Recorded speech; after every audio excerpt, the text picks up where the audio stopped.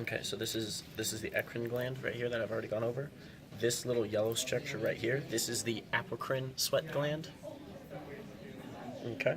Which one's the apocrine again? This guy right here, this yellow stuff. Okay, that's the apocrine sweat gland. This little red structure right here, this is your erector pili muscle.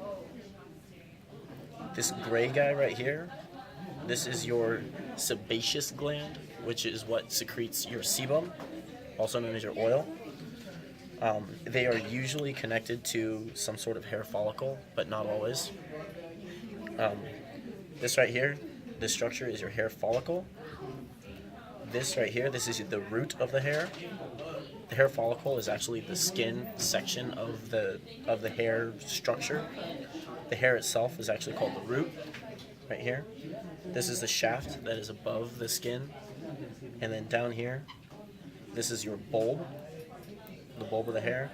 And then this right here, this is your hair papilla. Okay, I don't know if you guys can see that, but it's right there where all the arteries and veins are. Okay, so there's actually innervation. Okay. And then that's what makes up the axilla. So the apocrine sweat glands you'll only find in the axilla, the area of the groin, pubic region, your anal region. That's where you'll find your apocrine sweat glands. And the presence of the apocrine sweat glands is the only thing that differentiates it from the rest of the skin. Okay, so the skin all has the exact same structures: eccrine sweat glands, sebaceous gland, erector pili muscle, hair follicle, hair shaft. The only thing that it's missing is those apocrine sweat glands. Okay? The red ones are the blood vessels. Yeah, and the red and the blue are the blood vessels. The blue would be the veins, the red would be the arteries. Here in your dermal layer, you have dense irregular connective tissue. In your papillary layer right here, you have areolar connective tissue.